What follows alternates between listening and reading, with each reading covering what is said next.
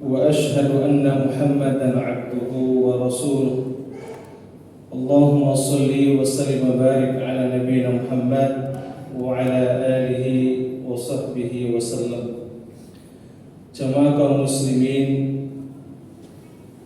a'azzanallahu wa iyyakum. Alhamdulillah, kita bersyukur kepada Allah Ta'ala atas rahmat dan kasih sayangnya, sehingga pada kesempatan pagi hari ini atas rahmat Allah Ta'ala kita bisa diringankan langkah untuk melaksanakan sholat subuh secara berjamaah. Dan alhamdulillah kita sejenak untuk mendengarkan atau duduk sejenak mengkaji bagian daripada syariat Islam, mengkaji bagian daripada sunnah Nabi Sallallahu Alaihi Wasallam. Dan pada kesempatan ini insyaallah kita akan membahas sebuah tematik yang berjudul Mulia dengan Sakit. Jemaah semuliakan, setiap orang pasti menginginkan hidupnya sehat dan bahagia. Bukan sekedar sehat tapi bahagia. Namun ada kalanya seorang muslim, ada kalanya diuji oleh Allah Subhanahu wa Ta'ala.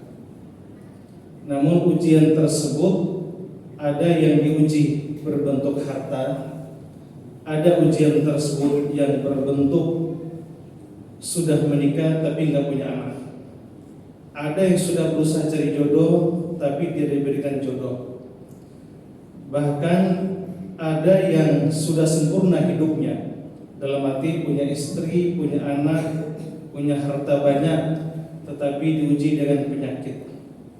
Diuji dengan penyakit. Nah, coba semuliakan, setiap ujian dari Allah Subhanahu wa Ta'ala mesti ada hal yang terbaik dari Allah Subhanahu wa Ta'ala. Tidak semata-mata dikasih penyakit, tetapi ada rahasia yang indah di balik itu. Makanya cuma semuliakan, ketika kita diuji oleh Allah Subhanahu wa Ta'ala, maka yakin seyakinnya bahwa itu adalah takdir terbaik dari Allah Subhanahu wa Ta'ala. Maka Nabi sallallahu alaihi wasallam mengatakan, disebut dalam hadis yang sahih Imam Muslim, "Innallaha kataba 'alal khalaiq qabla an yakhluqa as-samawati wal ard bi 50,000 sanah." Sesungguhnya Allah Subhanahu wa Ta'ala menulis kepada seluruh makhluk. Berarti salah satu makhluk Allah adalah manusia. 50,000 tahun. Maksudnya Allah menulis takdir kepada seluruh makhluknya 50,000 tahun sebelum Allah ciptakan langit dan bumi. Berarti nasib kita, takdir kita sudah Allah tentukan. Hanya saja, cuma semuliakan, ada yang kalau urusan penyakit, ada yang lebih memilih sakit dan ada yang memilih sehat. Nah, cuma sekali muliakan, walaupun kita sudah berusaha hidup sehat, ada kalanya Allah uji yang terbaik adalah sakit.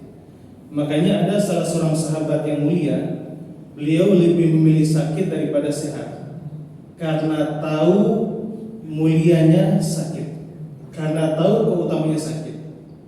Nah, jemaah semuliakan, semua kejadian yang Allah tetapkan kepada kita pasti terbaik. Sebagaimana dikatakan Umar bin Khattab radhiyallahu anhu, semua takdir Allah pasti terbaik, sekalipun harus dihadapi dengan air mata. Berarti andaikan kita sudah berusaha sehat, hidup sehat, tapi Allah tetapkan, Allah kasih penyakit, berarti itu yang terbaik. Allah yang paling tahu apa yang terjadi setiap hambanya. Maka jangan semuliakan, ada sebagian orang yang merasa setiap hari sakit, ada yang setiap minggu sakit, bahkan satu keluarga sering ganti-ganti sakit. Pertanyaannya, kenapa saya harus sakit? Kenapa keluarga saya harus sakit? Padahal yang lain kok sehat. Kita belum tahu ujian terbaik yang Allah berikan pada saudara kita. Nah, jemaah sekalian, maka harus kita yakini semua takdir, semua ujian itu adalah takdir Allah Subhanahu wa taala. Pasti takdir terbaik. Itu yang harus kita yakini. Sebagaimana dalam hadis tadi bahwa Allah menulis takdir kepada seluruh makhluknya 50.000 tahun sebelum Allah ciptakan langit dan bumi. Nah, cuma semuliakan, ternyata Allah memberikan takdir terbaik kepada hambanya itu.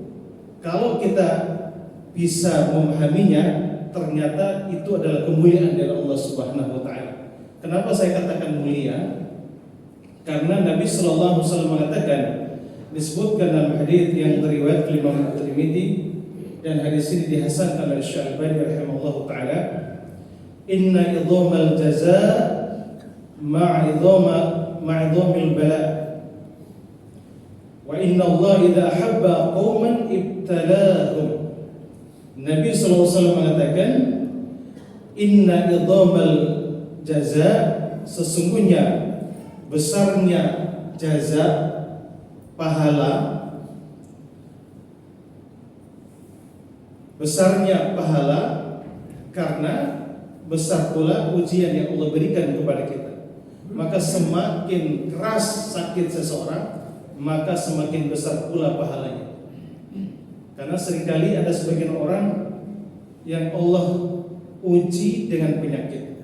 Dan ini seringkali mungkin barangkali kita dapat, ada yang sakit gigi, ada yang sakit mata, ada yang sakit darah tinggi, darah rendah, asam lambung naik, ulu hati perih, dada sering nyesek, sakit jantung, mungkin sakit stroke, ada yang diabetes dan lain-lain. Saya yakin dari setiap kita pasti Allah tetapkan ujian, tapi saya yakin ini ujian terbaik.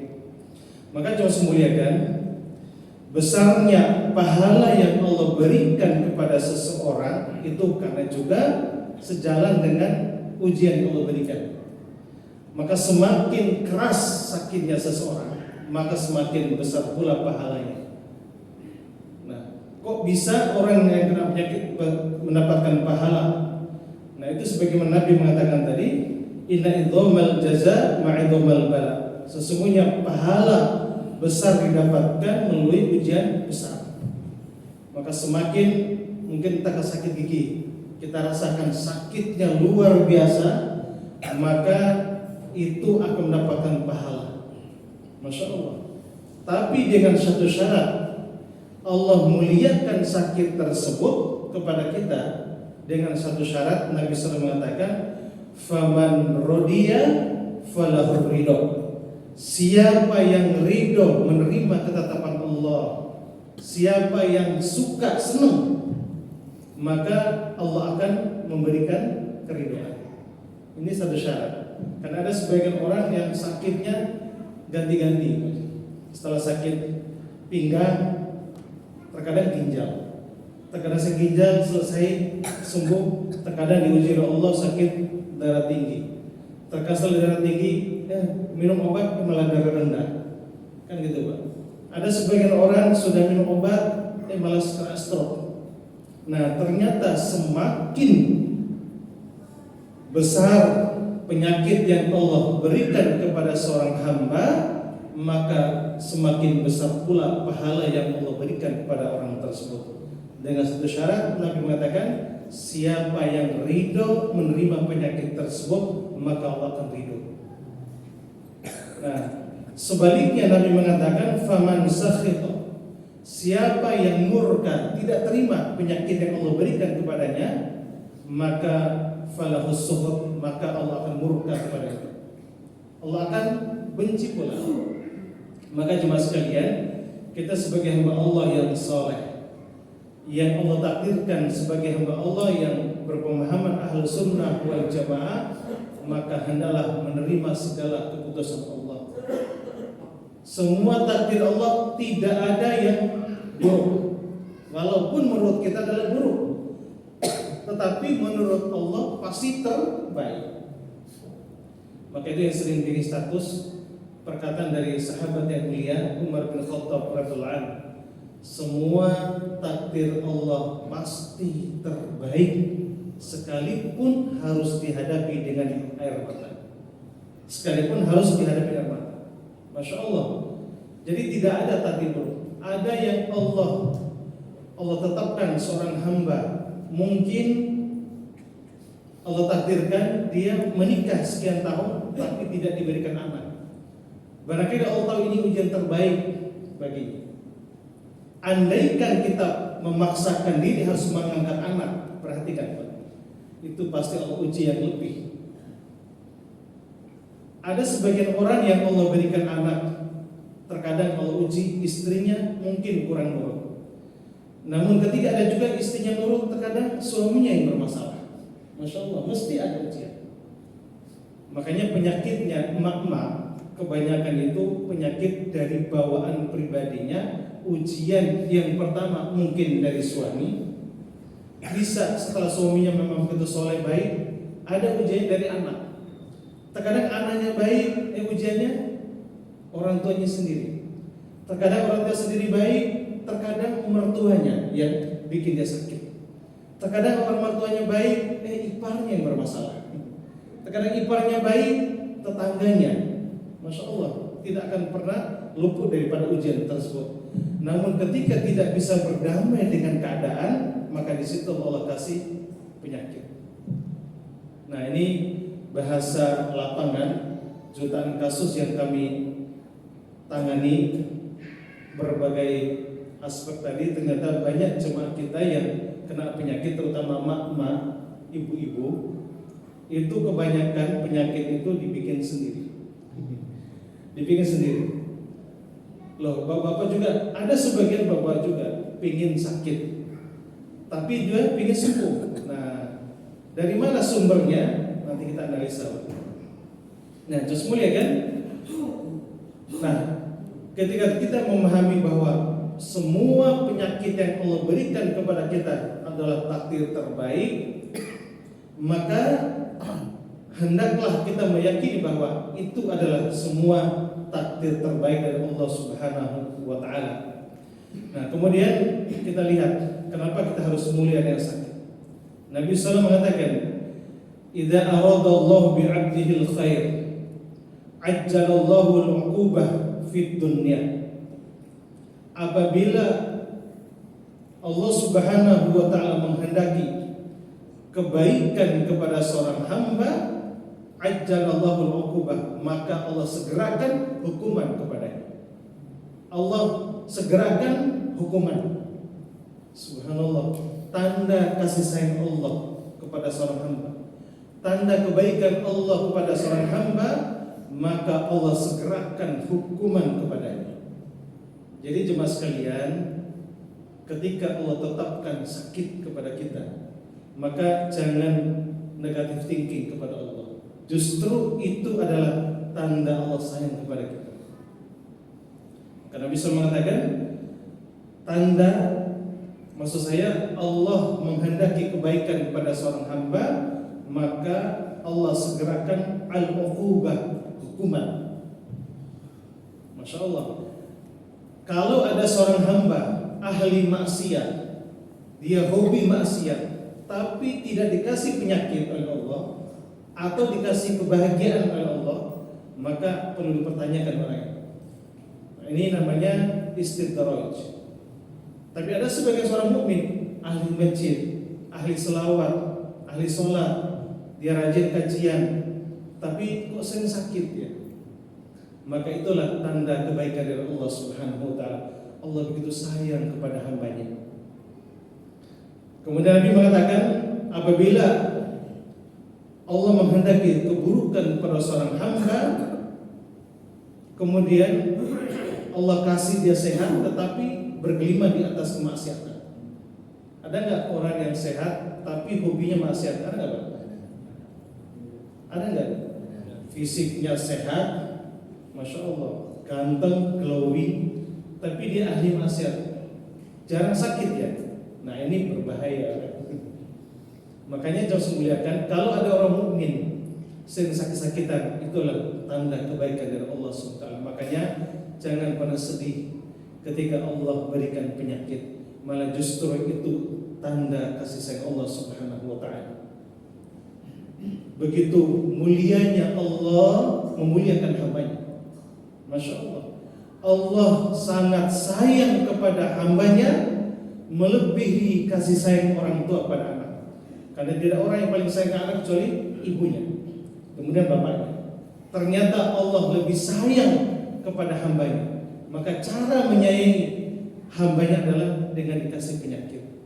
Tapi dengan satu syarat tadi, Allah, maksud saya, ridho menerima segala keputusan Allah Subhanahu wa taala. Hadis tadi dikeluarkan Imam At-Tirmidzi, dan hadis ini ada dalam kitab Silsilah As-Shahihah di Sunan Syalbani rahimahullah taala.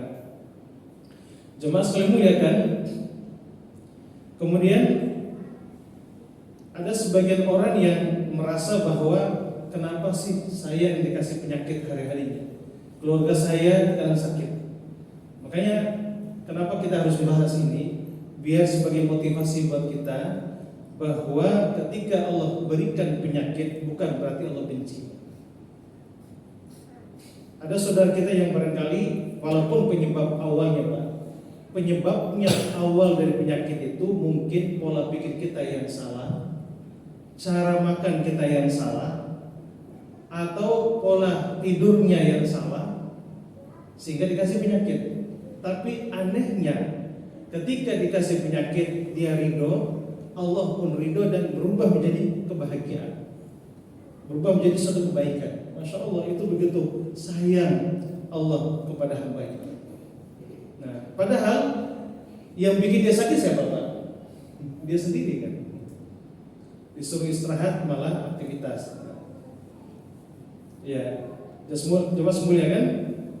Walaupun dikasih penyakit, tapi dia tak terima penyakit itu, justru berbalik menjadi suatu kemuliaan, suatu kebaikan. Masya Allah. Nah, coba semuanya sumber penyakit dari mana Pak?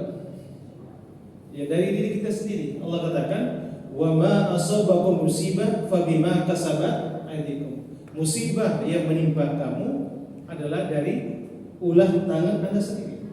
Entah sakit, entah apapun, itu dari diri kita sendiri. Nah, disebutkan dalam hadis yang diriwayatkan Imam At-Tirmidzi, Ibnu Majah, dan hadis ini sahih, Nabi SAW mengatakan, al-masaib wal amrad wal ahzan fid dunya jazaa. Musibah demi musibah, berarti setiap seorang hamba dikasih musibah. Wal amrad, sakit demi sakit, entah sakit gigi, sakit mata, mungkin saraf kejepit, atau asam lambung naik, jantung yang bermasalah, semua sakit. Wal ahzan, kegoncangan jiwa, kesedihan di dunia ini sebagai balasan dosa yang pernah kita lakukan. Jadi ada dosa-dosa kita yang langsung Allah hukum di dunia. Ada, ini yang perlu kita waspadai. Ini berdasarkan penelitian saya. Hadis ini diriwayatkan Imam Bukhari. Ada dalam kitab Sahih Mufrad dan beberapa riwayat yang dalam kitab yang lain. Nabi SAW mengatakan, sintani, dalam riwayat lain babani, redaksinya berbeda. Ada dua dosa yang langsung Allah hukum di dunia, belum nanti di akhirat tetap. Siapapun yang melakukan kesalahan itu langsung Allah hukum di dunia. Yang pertama Nabi SAW mengatakan al-bab, kezaliman. Ternyata setiap kezaliman yang dilakukan oleh seseorang dipastikan di dunia Allah hukum. Entahkah kita sebagai pejabat, rakyat, sebagai suami, sebagai istri, sebagai anak, sebagai tetangga, bahkan sebagai orang yang ahli masjid. Ya, cuma semuliakan.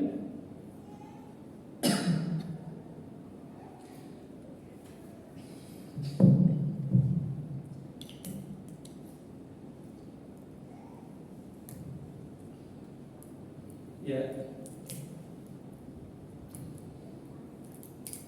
Sekali lagi bahwa setiap seseorang ya diuji oleh Allah Subhanahu wa taala dari penyakit tadi.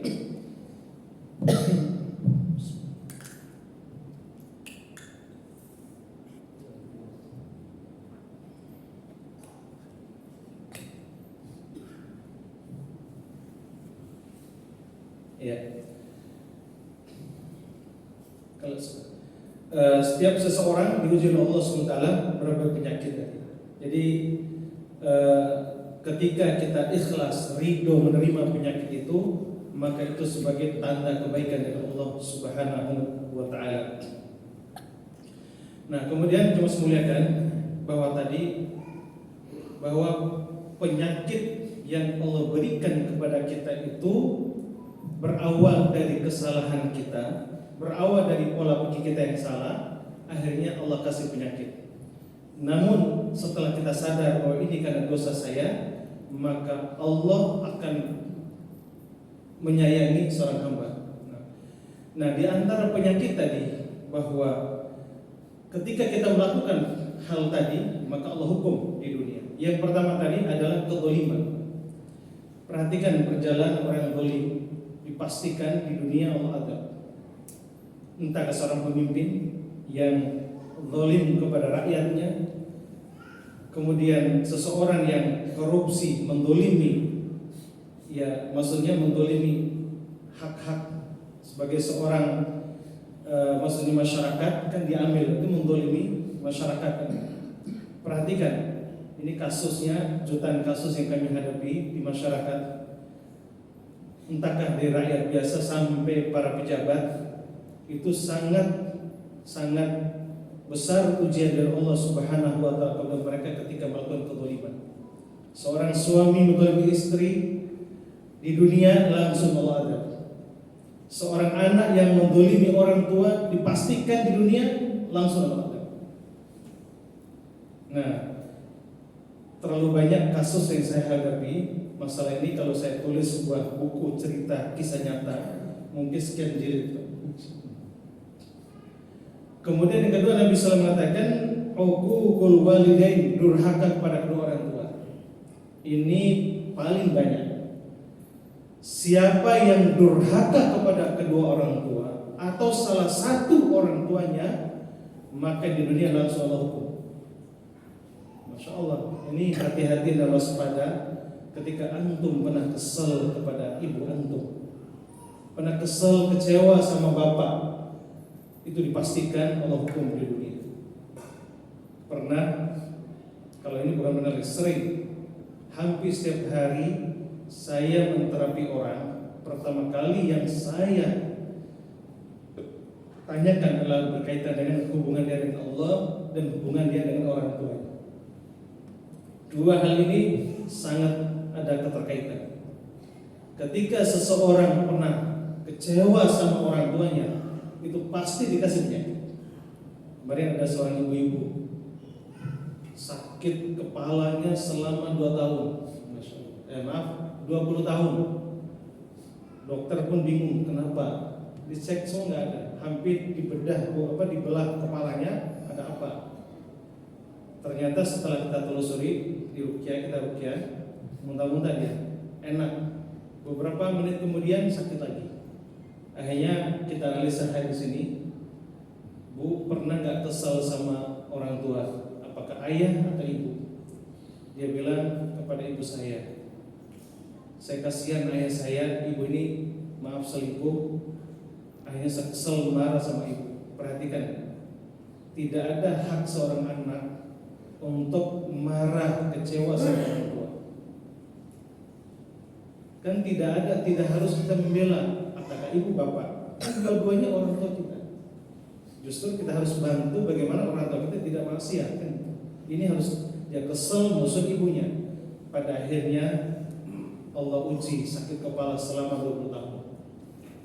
Akhirnya kita terapi, coba ibu tobat. Makanya metode yang kita pakai adalah satu, tazkiyatun nafs, kedua metode tobat. Karena beberapa penyakit yang sulit disembuhkan ternyata sembuh dengan taubat. Sembuh dengan taubat. Pada akhirnya beri taubat. Hanya saja kata-katanya terakhir saya ini beliau coba ibu sebutkan, ikutin saya. Ya Allah ya Rabb, hamba ikhlas, hamba ridho, maafkan ibu. Apa dia bilang? Ya Allah, hamba ikhlas, hamba ridho, tidak maafkan ibuku. Padahal sudah berusaha mengucapkan sebagaimana yang saya katakan demi kesembuhan tadi, nggak bisa. Lebih kurang 10 kali baru bisa mengungkapkan itu. Baru tiba-tiba dia bisa pelan-pelan. Nah, subhanallah, sejak itu tiba-tiba kepalanya ada yang keangkat. Ada sebuah makhluk kan, tiba-tiba plong, enteng. Sejak itulah nggak pernah sakit kepala lagi. Sama yang dirasakan oleh anak muda, anak Rawamangun, Masya Allah. Karena dia merasa dipus oleh orang tua, anak kesayangan. Tapi karena sering dipus, anak ini nggak suka, kesel pada orang tuanya. Padahal hidupnya sengsara, karena hidup dengan berkecukupan. Nah, pada saat kita terapi jiwanya, padahal beliau mau tobat. Pada saat tobat ikhlas ridho, saling ikhlas, ada ibunya, ada bapaknya, saling rangkul. Tiba-tiba mau pingsan dia. Ustaz, kok mau pingsan rasanya? Nggak apa-apa, santai aja. Kayak ada makhluk besar yang keluar dari badannya sampai dia teriak. Nah, coba semuliakan, makhluk apakah yang masuk itu? Itu tentu adalah ciptaan Allah yang Allah bebankan, Allah berikan kepada seorang itu. Hanya dia ikhlas ridho, orang tua yang memaafkan. Nah, pada saat itu belum tuntas, kayaknya ibu belum ridho. Coba ibu ridho dulu, lahir batin, ibunya ikhlas ridho, subhanallah, tiba-tiba ada yang lepas dari kepalanya. Sejak itulah dia merasakan enteng, padahal bertahun-tahun merasakan sakitnya luar biasa di kepala. Sama juga ada seorang ustaz kemarin, dia LCMA, dia jurusan hadis, S2 hadis dari luar, Masya Allah. Ini teman, beliau sakit kepala terus. Makanya cuma sekalian, setiap saya terapi seseorang, kalau kepalanya sering pusing, perhatikan Pak, sakitnya itu langganan. Biasanya seringkali dia pernah kesel, pernah durhaka sama orang tua. Biasa lari ke kepala. Pernah kesel, kecewa. Cuma semuliakan, tidak ada orang yang paling sayang kepada anak kandung kecuali bapak dan ibu kandung. Walaupun cara menyayangi mereka ada yang kasar, ada yang soft, ada yang rangkul, ada yang dengan bahasa tubuh yang dekat. Makanya cuma semuliakan, karena tidak semua orang tua kita ya sama dengan orang tua yang lain. Maka hargailah orang tua tersebut. Sekalipun orang tua punya kekurangan, maafkanlah kekurangan orang tua itu.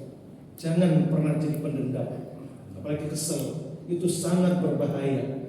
Kasus demi kasus yang kami hadapi, begitu banyak yang kena penyakit itu gara-gara apa? Kecewa sama orang tua. Sampai ada yang bawa pengadilan menuntut orang tuanya, itu dipastikan anak itu durhaka. Kalau sudah durhaka, surga mana yang bukan buat anak? Maka Nabi SAW tidak pernah berbohong bahwa setiap seseorang yang pernah durhaka pada orang tuanya, maka Nabi mengatakan ada 2 dosa yang langsung Allah hukum di dunia, belum nanti di akhirat. Yaitu salah satunya tadi adalah durhaka kepada orang tua. Nah, Ustaz tadi alhamdulillah nggak pernah pusing lagi dia. Saya Ustaz alhamdulillah nggak pernah sakit kepala lagi. Ada lagi Ustaz juga, dia S2 dosen dari Libya. Sakitnya aneh-aneh. Padahal orang yang glowing, ganteng, hafal Quran, dan terkadang dia suka rukyah. Kenapa ya saya goncang terus hati saya Ustaz? Beliau susah nikah, padahal usianya di atas 30. Puluhan gadis yang cantik, yang hafidhah, yang ini enggak ada dia. Sengsara hidupnya. Dia seorang dosen dan sekaligus mengisi kajian seperti ini. Nah, kemudian dengan berbagai jurus saya, pola 1, oh enggak mempan. Jurus kedua, pola gini, 3. Pada ayat terakhir, apa Ustaz? Antum ingat pernah nggak antum kesal sama ibu ke bapak? Ibu Ustaz. Nah, itu masalahnya. Kan dulu 10 tahun yang lalu, iya, sekalipun 10 tahun yang lalu akan bermasalah antum bertahun-tahun. Ya udah, sekarang tobat, istighfar, ikutin pola saya. Nah, ikutin. Nah, terakhir ya Allah, mbak ikhlas, ridho, maafkan ibu. Sekarang kalau bisa telepon ibu, minta keridoannya. Subhanallah, seketika itu kayak ada yang ngangkat, ada yang narik dadanya. Saya itu langsung pelong dan subhanallah, hatiku tenang dan bahagia. Sejak itu beliau sungguh tuntas. Padahal Ustaz ini, Ustaz, saya rukyah setiap hari, enggak sungguh-sungguh. Setiap hari juga dirukyah sama teman saya, enggak sungguh-sungguh. Ada apa? Ternyata kuncinya di situ. Barangkali ada dosa yang pernah kita lakukan. Nah, cuma memuliakan, dosa yang langsung hukum adalah kezaliman dan durhaka kepada orang tua. Yang saya garis bawah ini adalah hati-hati Pak. Durhaka sama orang tua, pernah kecewa, pernah kesel, itu bahaya. Alangkah mulianya seorang hamba ketika hatinya bersih, tidak ada rasa dendam, kesel kepada orang tuanya, kepada sesama muslim. Ada orang yang tidak kesal sama orang tua, tapi kesal sama kakaknya, adiknya, sesama muslim, itu bahaya juga. Makanya berusaha hatiku terbuka 24 jam untuk maafkan siapapun yang pernah melukai hatiku. Alangkah mulianya seorang hamba seperti itu. Makanya kita bahagia di atas sunnah Nabi SAW, bahagia di atas Islam, bahagia dengan Quran. Maka maksud saya bahagia di atas sunnah Nabi SAW karena kita hatinya bersih. Hatinya bersih, maka hati yang seperti inilah yang nanti akan menghadap Allah Subhanahu wa taala. Maka Allah katakan dalam surah Asy-Syura, "Yauma la yanfa'u malun wa la banun illa man atallaha biqalbin salim." Pada suatu hari nanti harta, anak-anak tidak ada manfaatnya sama sekali di hadapan Allah illa man atallaha biqalbin salim, kecuali yang akan menghadap Allah membawa hati yang bersih. Hati yang tanpa kesel, kecewa, marah, dendam. Perhatikan mas sekalian, orang yang paling bahagia itu adalah hatinya bersih. Perhatikan dalam Al-Quran, qad aflaha man zakkaha wa qad khaba man dassaha. Beruntunglah, berbahagialah orang-orang yang selalu mensucikan hatinya. Wa qad khaba man dassaha. Rugilah seseorang yang pendendam. Rugilah seseorang yang suka tukang kesel. Rugilah seseorang yang overthinking. Rugilah seseorang yang apa? Dikit-dikit kesel, kecewa. Nah, kenapa mak-mak banyak penyakit? Nah, ranah ini. Ternyata setan itu paling suka hatinya yang kotor. Lihat di dalam kitab Fiqhul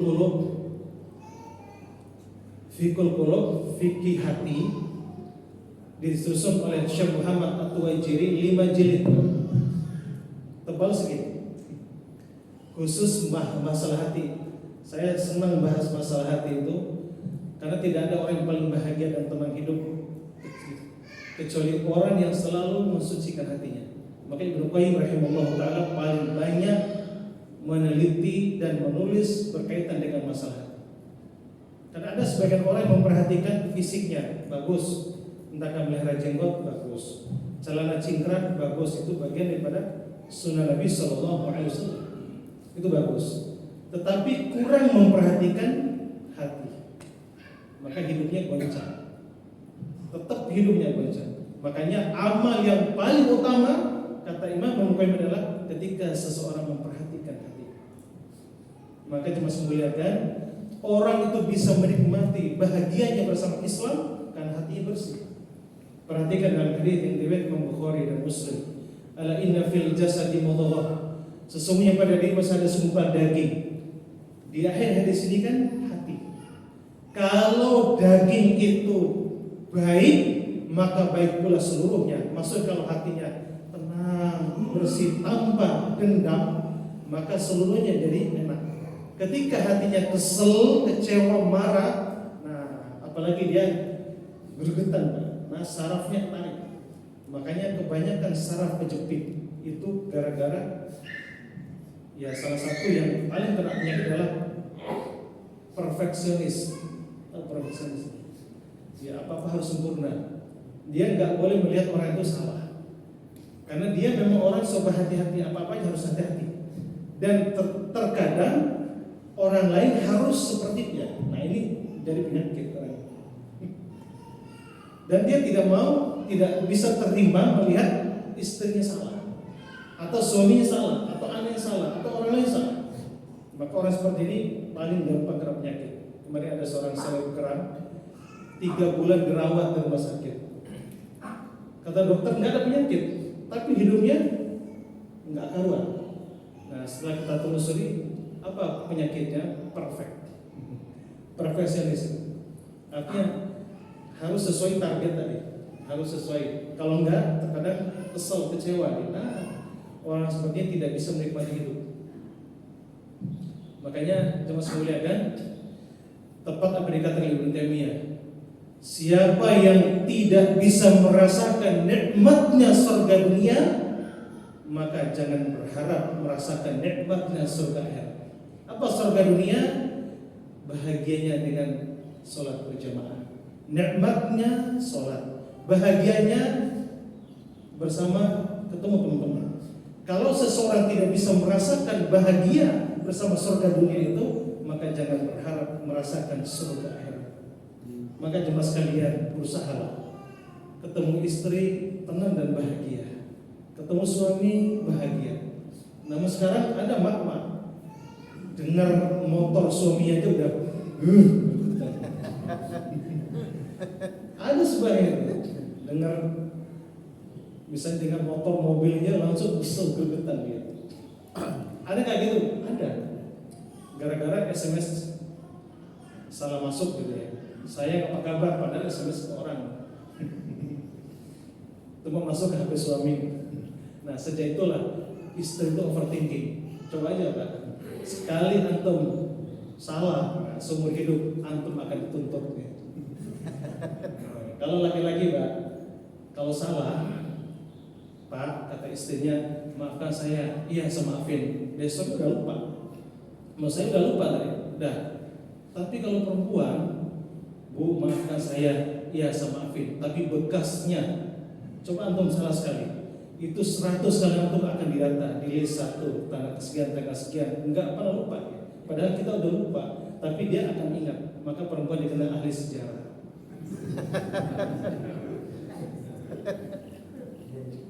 Pernah nggak antum merasa baru 5 menit ngomong, dia udah 5 jam? Ada nggak? Makanya perempuan masya Allah ahli sejarah. Makanya paling banyak kena penyakit itu ke perempuan. Gampang kesel, kecewa, masya Allah. Nah, jangan semulia kan? Nah, sejak itulah sulit percaya ke suami. Sulit percaya. Makanya perempuan ketika antum korupsi masih dimaafkan. Bahkan meninggalkan sholat pun masih mudah dimaafkan. Satu hal yang sulit dimaafkan perempuan adalah ketika engkau mendoakan aku. Nah, ketika selingkuh, itu sulit sekali diterima seperti itu. Kalau udah pernah luka atau tergores, walaupun antum benar-benar di kantor tetap. Antum di mana? Lagi di kantor. Coba selot dong. Coba video dong. Padahal jelas kita sama teman cowok, sama rombongan kerjaan, tetap aja nggak percaya karena hatinya pernah terluka, walaupun sekali. Dia jadi overthinking. Sejak itulah dia mulai kena penyakit. Ketika dia kena penyakit, kita pun sama jadi darah tinggi kan, emosi, kesel kan. Nah, dari mana sumber penyakit? Nah, dari diri sendiri kan. Ini yang terbanyak, kan hari-hari kita tangani gitu. Nah, kalau semulia kan? Nah, sekalipun seperti itu keadaan orang mukmin, walaupun mungkin kena penyakit, tetap Allah sayang kepada hambanya. Justru ketika kita ridho menerima penyakit, maka Allah akan ridho, kemudian Allah tinggikan derajatnya. Bayangkan, Allah gugurkan dosa-dosanya. Perhatikan Nabi SAW mengatakan, "Ma yazalul bala bil mu'min wal mu'mina fi jasadihi wa malihi wa waladihi." Nabi SAW mengatakan, ma yazal, akan senantiasa terus bala seorang mukmin dan mukminah, baik di jasadnya, hartanya, ataupun di maksudnya jasadnya atau di anaknya, di keluarganya, maka itu sebagai penggugur dosa. Masya Allah, gugur dosa-dosanya. Perhatikan jemaah sekalian, coba lihat. Ada yang tadinya aliran hitam, sekarang beralih aliran putih ya Pak ya. Nah, udah mulai putih, berarti udah tua. Kulit udah mulai keriput, matanya sudah mulai awas, giginya sudah mulai rontok, tulang mulai keropos, nah lututnya udah mulai gak enak. Apa hikmah di balik itu? Disebutkan dalam hadis, ternyata cara Allah memberi nikmat tersebut, entahkah mulai sakit gigi, udah mulai sakit lambung, pinggang, saraf kejepit, walaupun berawal dari dosa, tapi ketika dia ridha ikhlas menerima penyakit tersebut, malah justru Allah sayang kepada dia sebagai penggugur dosa, sampai pada akhirnya ketemu Allah tidak ada lagi dosa. Subhanallah. Dia sakit-sakitan terus, tapi dia mukmin, dia rajin sholat, tapi di akhir usianya sakit-sakitan terus. Itulah cara Allah menyayangi hambanya, menggugurkan dosa-dosa tersebut sampai pada akhirnya ketemu Allah tidak ada lagi dosa. Masya Allah. Nabi mengatakan kama tahut, sebagaimana pohon. Orang mukmin itu ketika dia sakit sama seperti pohon. Nah, kita ibaratkan pohon kelor, Pak. Tahu kelor, Pak? Kalau dia sakit, kelor itu gugur dia, apalagi musim panas gugur. Semua daunnya gugur. Itulah seorang mukmin. Ketika dia sakit hanya tersandung batu aja, atau dia tertusuk duri, atau gigit nyamuk. Ketika dia ikhlas ridho menerima segala ketetapan Allah, maka itu sebagai penggugur dosa-dosanya. Masya Allah. Kan indah menjadi seorang mukmin kalau kita tahu dalilnya. Karena seringkali kita kan ngeluh, kok sayang, kenapa saya harus sakit, kenapa saya sekarang stroke, tapi justru Allah sayang kepada hamba-Nya. Ya, Masya Allah. Hadirin kaum muslimin, a'azzallahu wa iyyakum. Nah, itu yang berkaitan dengan masalah penyakit. Jadi Allah muliakan seorang hamba ketika dia sakit, manakala dia ridho menerima penyakit tersebut. Cuma kemuliaan, para ahli mengatakan sumber penyakit dari mana, Pak? Kalau menurut ini bahasa Ibnu Qayyim dalam kitab Tibbun Nabawi, satu bisa karena psikis, kedua bisa faktor makanan. Nah, makanan yang kita makan menurut para ahli hanya maksimal 20% jadi penyakit. Ini menurut dokter. Sementara sumber penyakit itu adalah dari pikiran dan perasaan. Dan penelitian saya benar bahwa sihir, santet dan gangguan jin pun itu yang paling mudah memasuki badan seseorang ketika pikir dan perasaan.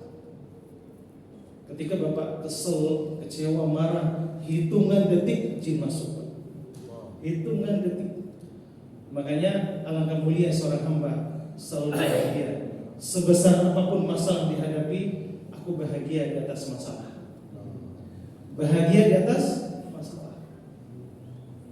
Walaupun istriku gimana, tetap aku bahagia. Walau bagaimana banyak utang, tetap bahagia. Tenang. Tapi tetap kita berusaha membayar utang. Tapi hati tetap tenang. Karena kita tetap berusaha tadi. Masya Allah. Ketika kita memposisikan bahagia tenang, nah, insya Allah penyakit pun sulit untuk masuk ke kita. Nah, jemaah sekalian muliakan.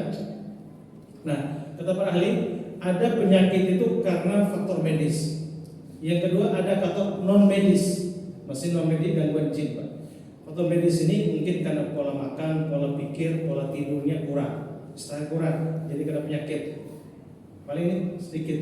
Yang kedua adalah faktor gangguan jin. Sama tanda-tandanya, bisa lumpuh, bisa stroke, bisa darah tinggi, bisa asam lambung naik, bisa macam-macam penyakit. Itu dari mana sumbernya? Bisa dari santet, bisa dari ain, bisa dari gangguan jin.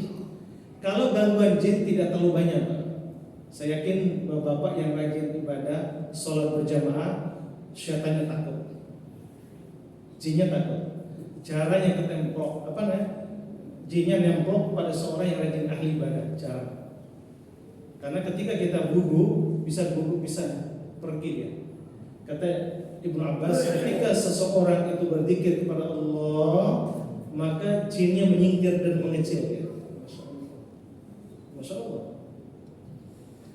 Ketika dia lengah, lalai dari zikir, maka dia akan membesar. Makanya hikmahnya ketika menjalankan sunnah Nabi SAW, masuk WC baca doa, masuk masjid baca doa, keluar masjid baca doa, makan baca bismillah. Ternyata itu dalam rangka menangkal gangguan jin, sihir dan santet. Terbukti Nabi mengatakan setiap masuk WC apa? Allahumma inni a'udzubika minal khubuthi wal khaba'ith. Syekh Abdullah Al-Bassam menyebutkan dalam kitab Syarah Bulughul Maram, Tadul Ahkam, belum menjelaskan, menunjukkan di WC itu markasnya jin. Markasnya salah satu markas jin di mana? Di WC. Ada jin cewek, ada jin cowok. Ada nggak jin bencong? Banyak. Jin bencong. Nah, kan hadis itu Allahumma inni minal khubuthi wal khaba'ith. Ya Allah, belum padamu dari godaan syaitan laki dan perempuan. Ada nggak jin bencong? Banyak. Makanya yang LGBT itu kebanyakan gangguan jin LGBT. Perhatikan, dia nular, Pak. Dia nular. Ketika bapak ada yang sudah mulai begini, nah ini hati-hati. Dia tadinya enggak.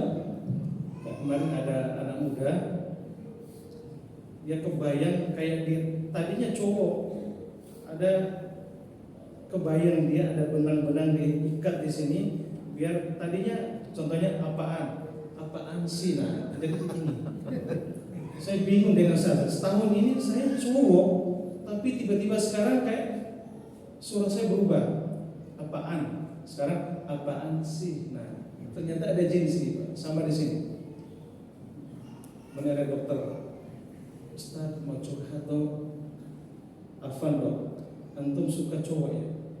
Kok Ustaz tahu? Nah, kok tahunya ada Ustaz tahu? Nah, tahu. Nah, itu tanda-tanda di sini dia. Kemudian di sini. Nah, kalau ada yang begini-begini itu, nah biasa dikendalikan oleh jin di sini. Nah, sampai saya lihat ada yang di sini, Pak, daerah pantat. Nah, yang goyangin dia itu dia, yang jalan begini-begini itu ternyata jin sini. Saya sering dialog, saya yang goyangin pantatnya sehingga jalan seperti itu. Ya, begini-begini semuanya dia. Kita cek semua yang berkaitan dengan itu karena gangguan jin. Ternyata jin bencong. Kemarin beberapa kali dokter tiba-tiba pas lagi rukyah, Pak Ustaz, loh kamu siapa? Tiba-tiba istrinya ketawa. Orang yang berewokan, maco, udah tinggi, kok tiba-tiba, Pak Ustaz. Coba, aku nggak kaget. Ternyata jin dari Gunung Lawu, jin bencong rombongan, jin bencong 10 jin. Begini, Pak. Nah, perhatikan coba semuanya beberapa tempat jin, Pak. Sekarang itu Masya Allah banyak yang glowing, ganteng. Kirain si ganteng itu milik si cantik, sekarang milik si tampan. Bayangkan, Pak, mentekol gini. Tapi apa? Gitu. Aneh nggak gitu? Nah itu hati-hati, Pak. Ketika antum bergaul dengan itu, misalnya tempat gym itu, nah dia kan terkadang dia dari pelatih. Nah itu ketika dipegang-pegang, itu bisa masuk gym, hitungan detik ya. Itu hati-hati, Pak. Nggak perlu bersentuhan. Itu kasusnya ratusan LGBT yang saya hadapi itu. Dia bilang ke saya, Ustaz, nggak tahu ya. Saya ngaji sunnah, tapi lihat yang berjenggot tuh kalau peluk itu rasanya nikmat gitu.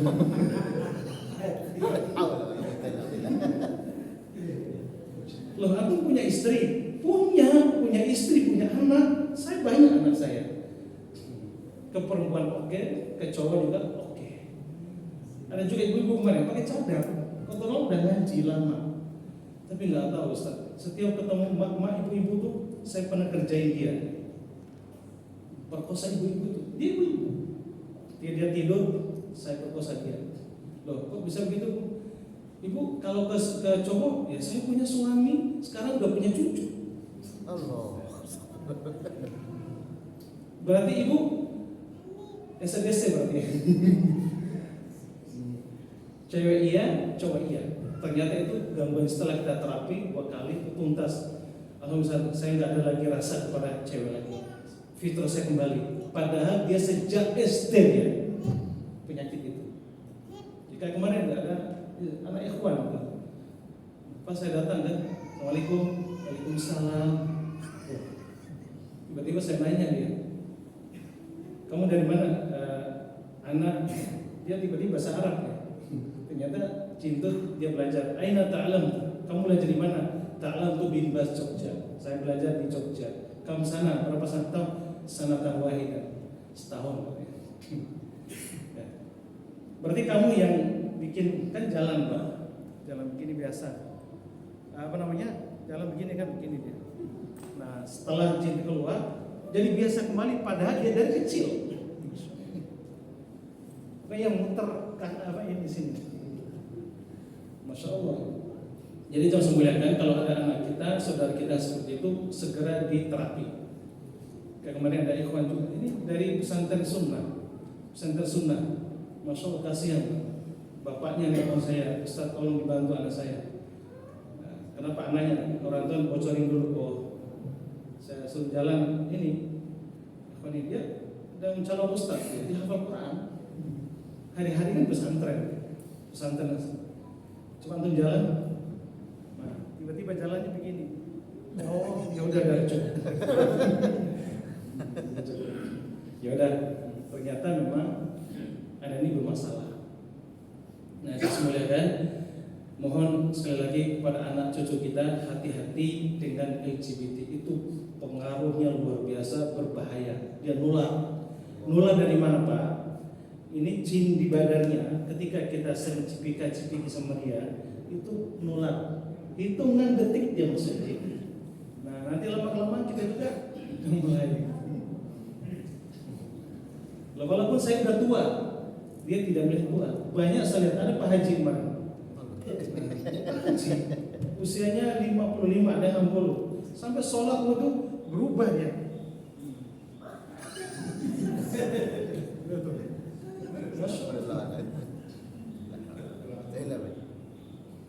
Ada nggak pernah nggak dengar kakek-kakek memperkosa anak cowok? Banyak. Ini dari mana? Itu dari jin juga, dari setan berusaha merusak. Jadi semua waliyatubillah, mudah-mudahan kita berlindung kepada Allah dari hal itu. Nah, itu dari sumber gangguan jin. Jadi ada penyakit yang gangguan jin. Nah, kalau dibiarkan di badan kita, walaupun di sekian tahun ada penyakit, tapi kalau dibiarkan sekian tahun itu jadi penyakit, jadi medis. Karena Nabi mengatakan inna syaitan yajri min syaitan masuk darah. Nah, nanti bisa jadi ini kan gitu. Makanya jemaah sekalian, sebelum kita ke dokter, ke terapis, usahakan ruqyah mandirinya harus kencang. Dengan modal Al-Fatihah aja bisa mengeluarkan gitu. Ruqyah mandiri. Dulu pernah saya di sini Pak. Dulu khutbah Jumat bertahun-tahun di sini, nah baru kali ini. Iya. Kalau misal pernah kita ngadain terapi di sini dulu. Iya. Terus muliakan kemudian yang ketiga adalah ada karena gangguan jin dan ada yang karena medis. Berarti komplikasi dua. Nah ini cuma sekali tidak akan maksimal penyakit ini dua ini sebelum dia membersihkan. Contoh anak kena stroke.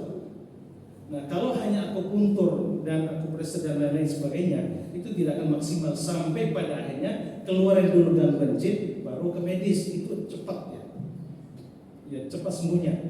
Karena yang menghalang itu terkadang ada sihir, santet dan gangguan jin tadi. Makanya sebelum melakukan tindakan ke medis sebaiknya ruqyah mandiri. Minimal baca Al-Falaq. Ustaz gini aja niat ruqyah, insyaallah. Kalau bisa lihat di YouTube ya, Ustaz Mubarak nama saya teknik ruqyah mandiri. Nah itu bisa mandiri juga lihat di YouTube. Ya kalau memang memungkinkan suatu waktu bisa kita praktek. Bukan ruqyah masal, ya saya tidak sependapat kalau ruqyah masal. Nah kalau ruqyah masal nanti misalnya saya bacakan ayat, ibu-ibu mendengarkan, mesti nanti nah teriak. Nah, kalau sudah teriak, mesti sampingnya kaget kan? Nah, ketika dia panik, nah masuk teriak lagi, udah dua kencang, panik lagi terus merembet, maka jadi kesurupan massal. Jarang kesurupan, nggak ada kesurupan massal. Tadi satu orang karena kecewa sama pacarnya, kesurupan, yang lainnya panik, merembet terus, gitu. Nggak ada kesurupan, adanya satu orang. Nah, pertanyaannya, ada nggak cowok yang kesurupan? Jarang, Pak. Karena jiwa laki-laki kalau gitu tenang dia, ya nggak akan dimasukin jin. Nah, kebanyakan cewek kesurupan di mana-mana, ada nggak cowok? Pernah dengar Pak? Di sekolah mana cowok kesurupan? Ada nggak? Jarang. Selama ini yang saya tanya adalah rata-rata cewek. Kenapa cewek itu memang perasaan tadi? Makanya bukan berarti fitrahnya beruntung jadi cowok, sama aja. Nah, Jos muliakan itu tadi. Nah, kembali ke hal tadi bahwa walaupun dari gangguan jin, sihir dan ain, ketika kena penyakit kita ridho, maka Allah muliakan, Allah berikan pahala yang besar. Apakah saya kena santet tetap masuk surga? Iya tetap. Walaupun asbabnya santet, sihir, tetap kita gugur dosa-dosa kita karena kena santet. Allah angkat derajatnya karena kena santet, tapi tetap berusaha ruqyah. Bukti Nabi SAW kena santet sampai Nabi lumpuh 3 hari, maka turun saudara Al-Falaq Anas, itu Nabi kena santet, alhamdulillah sembuh dengan yang diajarkan oleh Jibril setelah turun wahyu. Masya Allah. Nah makanya seluruh ulama ahli sunnah sepakat bahwa jin kena santet. Maksudnya Nabi kena santet, itu hadis Sahih Bukhari. Nah kecuali orang yang Mu'tazilah mengingkari hadis ini, kan hadis Sahih Bukhari. Baik, barangkali itu saja penjelasan kita pada kesempatan ini. Maaf sudah melampaui waktu, sudah siang. Barangkali sebelum kita akhiri ada yang perlu didiskusikan. Ya, foto. Assalamualaikum warahmatullahi wabarakatuh. Assalamualaikum. Alhamdulillah. Mohon penjelasan Ustaz terkait kemarin itu ada Ustaz di sini kajian fikih. Sepotong menjelaskan terkait jangan minta ruqyah karena tidak akan masuk surga tanpa hisab. Jadi kita framingnya itu seolah nanti ada gangguan atau penyakit yang satu kalau medis itu jangan minta ruqyah karena beliau tidak menjelaskan. Nah saya sebagai penuntut sebagai Anda penuntut ilmu yang tidak saya tanyakan adalah bukan bidangnya karena beliau hanya kajian fikih gitu. Nah ini kebetulan alhamdulillah membantu mau menjelaskan. Hadis jangan minta ruqyah. Terima kasih atas pertanyaan, jazakallah khair. Adapun berkaitan dengan jangan minta diruqyah, itu tidak ada dalil yang melarang minta diruqyah.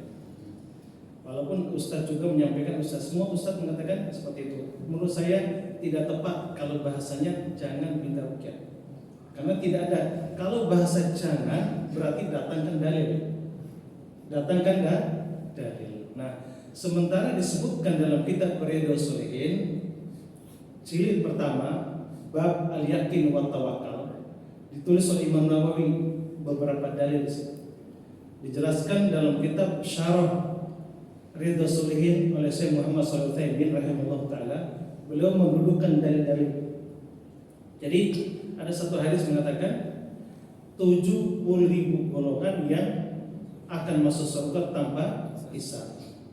Nah, 70.000 golongan yang masuk surga tanpa hisab ini adalah salah satunya tidak meminta ruqyah. Perhatikan, ada nggak dalil yang melarang itu? Kan tidak. Itu hanya mengurangi keutamaan. Setiap seorang muslim tetap masuk surga. Nah, salah satu yang masuk surga tanpa hisab adalah tidak meminta ruqyah. Berarti dia tetap dia masuk surga. Hanya saja ketika dia minta ruqyah adalah tidak masuk tanpa hisab.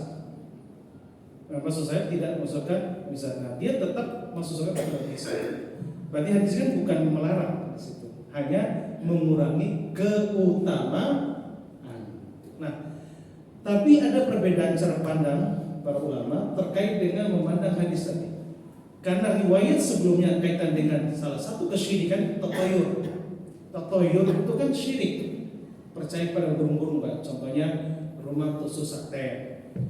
Pagi-pagi datang kupu-kupu, oh ini ada ini, kemudian lagi ngomong apa, tiba-tiba kegigit, ada yang ngomongin saya, atau apalagi itu kan tatoyur, percaya tiba-tiba burung ini ada yang meninggal, macam-macam lah percaya.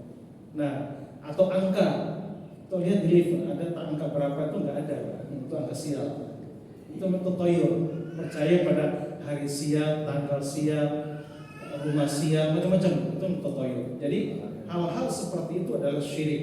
Apakah disamakan ruqyah syariah? Bukankah ruqyah syariah adalah bagian daripada syariat Islam? Ada buku yang saya tulis, memang agak panjang penjelasan tentang itu. Kita bawakan pendapat ulama, apakah meminta ruqyah itu adalah menghilangkan tawakal atau tawakal tetap. Itu kita dudukkan dalil-dalilnya cukup panjang. Nah, cuma semuanya kan. Nah, kemudian itu kata sebagian ulama yang dimaksud dengan minta ruqyah adalah ruqyah yang tidak syar'i, karena dikaitkan dengan sebelumnya adalah tatoyur tadi, kan gitu. Jelas ini hukumnya haram, mendatangi dukun, minta ruqyah ke dukun jelas hukumnya haram, tidak ada khilaf lagi, kan gitu. Nah, kalaupun itu ruqyah syar'i, tapi itu bukan dilarang. Nah, tapi anehnya sebagian saudara kita sekarang, orang baru belajar, nah dia rajin ke dukun tadinya, tiba-tiba setelah mengaji ada teman, nggak boleh minta ruqyah. Nah, sementara orang ini lagi proses belajar, gimana bisa khusyuk sholat kalau sementara dia ada teriak santet? Gimana bisa tauhidnya bisa lurus sementara orang ini karena pengaruh setan dia jadi kasar ke istrinya, jadi kasar ke orang lain, jadi akhlaknya jadi buruk, sholat tidak khusyuk. Gimana bisa masuk tambah hisab? Dia ngejar sholat tambah hisab, sementara akhlaknya buruk, gimana kan gitu? Jadi cuma semuliakan. Sementara tadinya dia suka ke dukun, setelah ngaji tiba-tiba nggak boleh minta ruqyah. Nah, ini salah paham. Nah, jadi cuma semuliakan. Boleh nggak diruqyah? Boleh. Nabi SAW ketika sakit diruqyah Aisyah. Ini riwayatnya Sahih Bukhari. Pun juga Nabi SAW meruqyah para sahabat. Ada seorang sahabat, ya Rasul sakit dada, ya Allah ukhud, Rasulullah meruqyah langsung muntah. Pun juga Jibril meruqyah Nabi SAW, walaupun memang tidak bahasanya minta ruqyah. Makanya cuma semuliakan, bahasa yang netral menurut saya adalah kalaupun kita misalnya training ruqyah, itu bukan termasuk meminta. Kedua, Ustadz boleh nggak saya konsultasi? Saya udah ruqyah begini-begini. Nah, konsultasi kalian antum perlu ruqyah, itu juga bukan termasuk minta. Kedua, kalau meminta buat orang lain mutlak adalah boleh. Ustadz tolong ruqyah dong suami saya, tidak ada khilaf. Ustadz tolong ruqyah anak saya. Ada seorang muridnya Syekh Utsaimin, temannya Syekh Durajat minta ke saya, tolong ruqyah anak saya. Itu tidak ada khilaf. Tolong ruqyah rumah saya atau ruqyah tempat usaha saya, itu tidak ada khilaf sama sekali. Meminta buat orang adalah tidak ada khilaf. Artinya boleh secara mutlak. Jadi, kalaupun kita konsultasi, ini saya ada masalah begini-begini. Nah, ketika usaha lihat, ya kayaknya antum ruqyah itu tidak terlalu meminta. Nah, makanya banyak usaha Ahlussunnah ketika ketemu saya, ya beliau nggak keberatan. Ada usaha doktor. Ya dokter yang suka ngisi, ya dia adalah Ahlussunnah.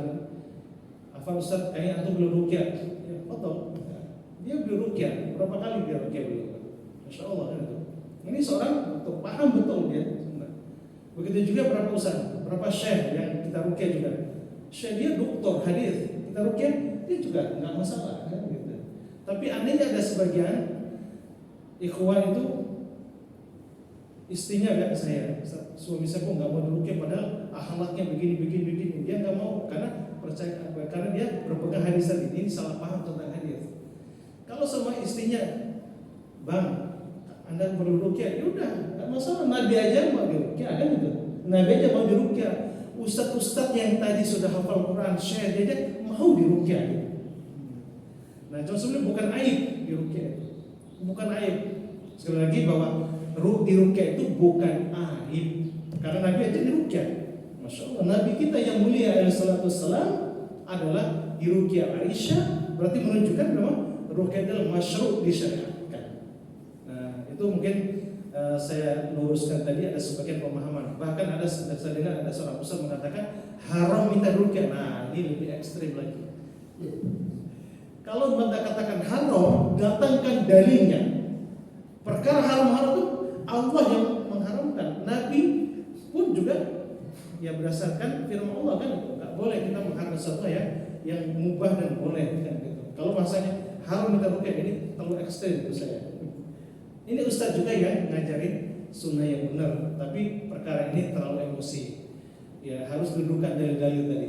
Ya barakallahu fiik. Ya. Ya betul. Kan tadi Ustaz bilang untuk salah satu yang kita adalah hati. Sedangkan kita terus dengan hidup dalam orang yang itu aja sebenarnya Ustaz, yang menyebabkan mungkin hati kita terluka dan seterusnya. Nah itu untuk kita menyembuhkan itu atau perlu atau untuk menyembuhkan penyakit sebab dari penyakit hati tadi Ustaz. Kadang-kadang kita manusiawi kita kesal terhadap orang dan kesal terhadap sesuatu hal gitu Ustaz. Mungkin minta arahannya Ustaz. Baik, terima kasih atas pertanyaannya. Barakallahu fikum. Cuma semuliakan, memang kita tidak lepas daripada kehidupan sehari-hari dengan saudara kita, istri kita, suami, anak. Nah, bahasanya kita juga manusia kan. Atau ustaz juga manusia, syekh juga manusia. Jadi ada kalanya dongkol, kesel, kecewa, iya. Setiap orang, pernahkah saya juga kecewa? Iya. Tapi karena kita ngaji, iya benar. Tujuan kita ngaji itu akan merubah akhlak, merubah pemahaman dari yang salah menjadi benar.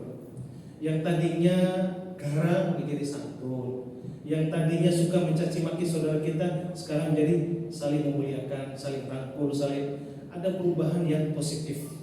Jadi salah satu keistimewaan itu ngaji adalah kita merubah akhlak.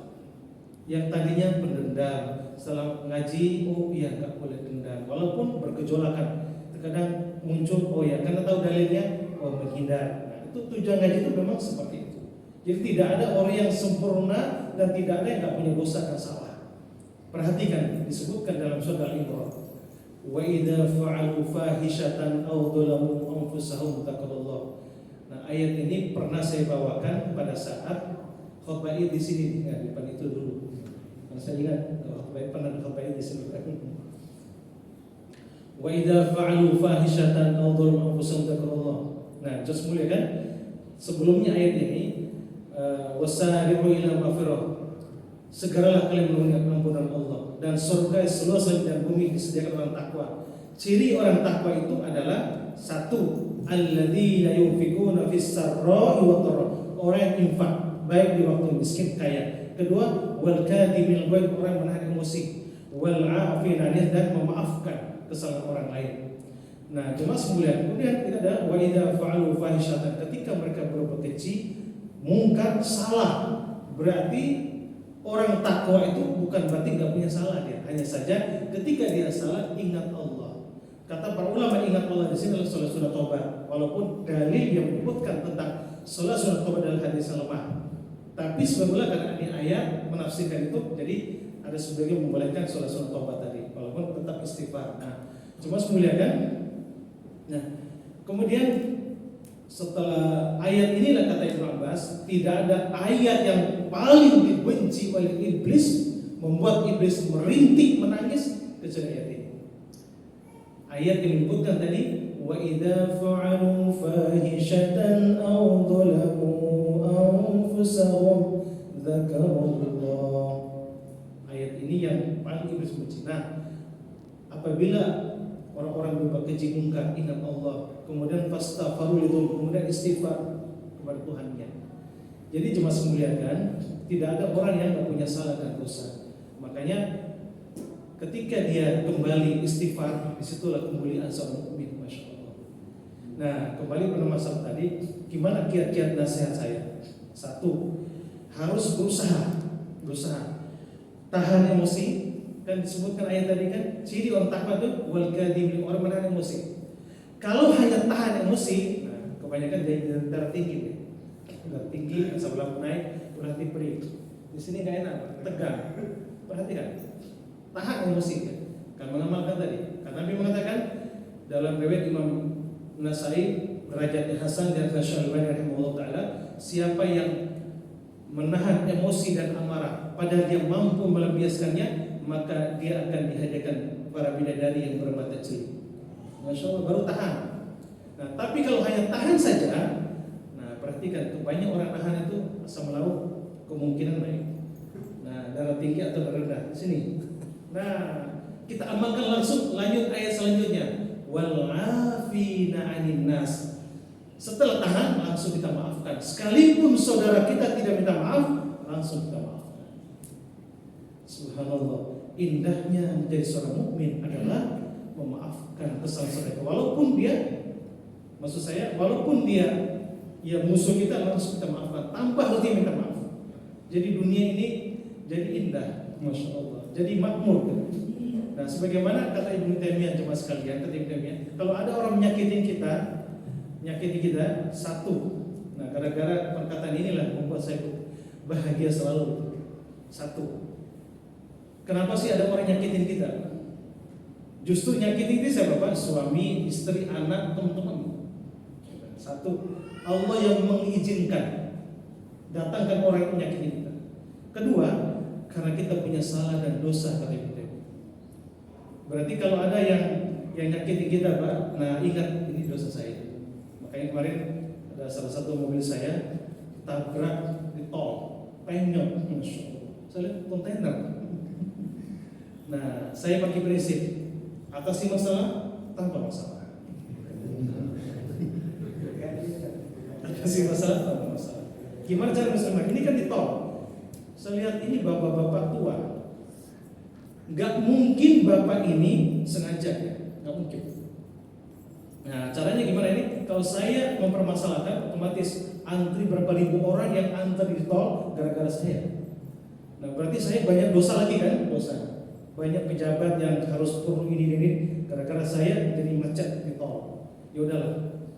Nah, gimana caranya rumus tadi atasi masalah? Apa masalah? Nah, gitu. Kedua, kalau saya bawa polisi, berapa waktu yang saya kebuang? Udahlah, ini karena dosa saya. Allah gerakkan kaki bapak sehingga ngegas kena mobil saya. Kedua, tadi nggak mungkin bapaknya sengaja, kan ini mobil perusahaan, kan nggak mungkin ya sengaja. Jadi udahlah, saya maafkan. Kalau ada yang salah urusan dengan Allah, saya ridho, saya maafkan. Ketiga, ingat ini gara-gara dosa saya lakukan kemarin, nggak tahu dosa apa saya lakukan, Allah gerakkan dia nyakitin saya. Maka itu yang dilakukan para salaf dulu. Ketika para salaf itu dia datang ke rumah, tiba-tiba isi rumahnya kan gitu. Kan tukang ceramah tuh paling banyak kan istri. Nah, nggak tahu ceramah sebab apa kan. Nah, para salaf dulu ketika datang ke rumah, istrinya tiba ngoceh, apa yang mereka lakukan? Enggak disalahin istri, dasar wanita enggak soleh, enggak. Datang ke masjid dia tobat, ini gara-gara dosa. Tobat dulu, pas pulang, oh berhenti dia, berarti karena ada dosa. Para salaf dulu, dia tidak melihat kamu durhaka, istri durhaka, enggak. Ketika istrinya ngoceh tadi, ada perubahan pada istri anaknya, apa yang mereka lakukan? Mereka segera tobat kepada Allah. Ini gara-gara dosa saya memberikan pengaruh positif negatif pada istri saya, anak saya, sampai kendaraan. Masya Allah. Jadi selalu, makanya nggak mungkin Allah utus Prabowo, Jokowi terlalu jauh. Yang Allah utus siapa ya? Suami atau anak atau istri, kan gitu ya, nyakitin kita atau tetangga, kan gitu. Ketiga adalah introspeksi diri. Ini kan dosa. Keempat adalah jangan mencari kesalahan-kesalahan orang lain. Sekalipun orang itu salah, nggak perlu mencari kesalahan. Yang bikin kita kesal itu adalah mencari-cari kesalahan. Jadi dendam. Apa salah saya? Padahal saya sudah membiayai kamu. Padahal saya sudah berbuat kayak kamu. Kok nggak ada etikamu membalas? Nah, itu yang bikin kita stop itu. Enggak perlu. Saya berbuat baik karena Allah yang menyuruh, karena Nabi yang menyuruh. Jadi kan indah. 4 poin ini insya Allah tenang, bahagia hidup. Gara-gara 4 ini yang bikin saya tenang. Kalau enggak, itu goncang. Masya Allah. Barakallahu fiikum. Baik. Mungkin karena sudah siang. Cukup ya. Oh ya. Tadi disebutkan contoh yang orang puluhan tahun sakit terus suruh minta ridho dari anak atau orang tuanya. Maka orang tua sudah meninggal, bagaimana caranya untuk ridho? Iya. Ya, barakallahu fiik. Persis beberapa waktu yang lalu ada seorang ustaz yang datang ke saya. Sakit-sakitan ustaz itu. Ustaz ini orang yang baik, masya Allah. Menghajikan orang tua, umrohkan orang tua, kasih rumah ke orang tua, masya Allah. Hanya 1 kali beliau yang menurut saya itu salah.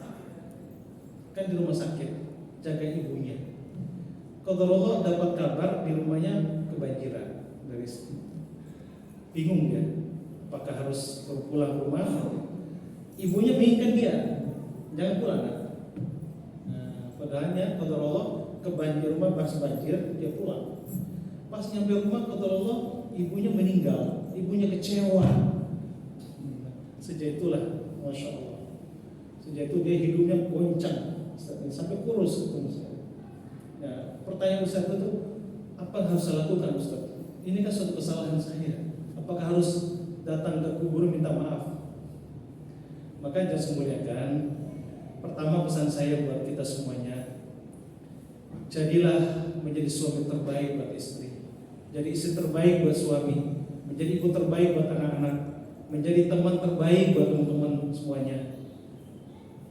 Kalau suami menjadi suami terbaik, menjadi mukmin terbaik, nanti tidak akan berlaku kata Roma Irama. Apa kata Roma Irama? Setelah tidak baru terasa. Setelah tidak baru terasa orang itu baik. Nah, jadi coba sebenarnya kalau sudah dia meninggal tadi, gimana? Apakah harus kita datang ke kuburnya minta maaf? Enggak ada dalil. Jadi caranya adalah kita doakan, sebagaimana kata Imam Hasan Basri, ketika kita ngambil punya hak dia, orang itu meninggal, caranya adalah sedekahkan atas nama dia. Kemudian kalau nggak ketemu kita gibah dia, kita doakan terbaik buat dia. Itu kata Imam Hasan Basri. Kan nggak bisa lagi minta maaf, makanya perlu hati-hati. Mumpung orang masih hidup, halalkan dulu semua hak. Mumpung orang masih hidup.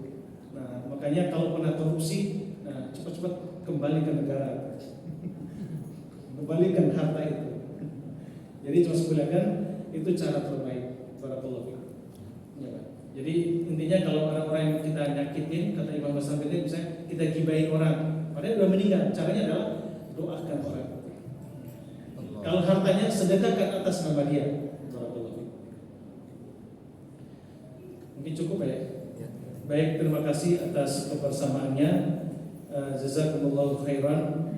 Semoga hari-hari kita tambah iman, tambah kuat imannya, tambah cinta kepada Islam, dan terus kita berdoa untuk saudara-saudara kita, baik yang ada di Indonesia maupun juga negara Palestina, saudara kita sedang dibantai. Kita doakan semoga mereka diselamatkan Allah, diberi hidayah, dan yang sakit diangkat penyakitnya, yang mungkin yang punya kurang semoga Allah memberikan jalan terbaik. Perlu diingat yang sudah meninggal, yang jelas banyak yang syahid, insya Allah syahid ya. Tapi nggak boleh syahid. Makanya kata para ulama, kalau memastikan syahid itu adalah sebaiknya hindari. Kalau insya Allah syahid itu boleh, kata para ulama. Ya jelas ketika mereka berjuang atas nama agama Allah, insya Allah mereka sudah berhadapan dengan Allah Subhanahu Wa Taala. Mudah-mudahan mereka mendapatkan syahid di sisi Allah Subhanahu Wa Taala. Dan berharap kita juga tetap mati syahid, sekalipun kita matinya di mana sebagaimana salaf dulu. Khalid bin Walid selalu doa minta syahid, ternyata meninggalnya di kasur, kan gitu. Meninggal di kasur. Padahal dua panglima perang, beliau minta agar mati syahid. Umar bin Khattab selalu minta syahid. Nah, syahid itu ketika minta sungguh-sungguh nanti Allah kasih, walaupun kita meninggal di atas kasur. Baik, cuma semuliakan, justru kita iri dengan saudara-saudara kita yang meninggal dalam kondisi husnul khotimah seperti itu. maka tetap berupaya berdoa agar kita mendapatkan husnul khatimah. Baik, demikian. Afu minkum aqulu qouli hadza wa astaghfiruka subhanallahi wa bihamdik asyhadu an la ilaha illa anta astaghfiruka wa atubu ilaik. Assalamualaikum warahmatullahi wabarakatuh.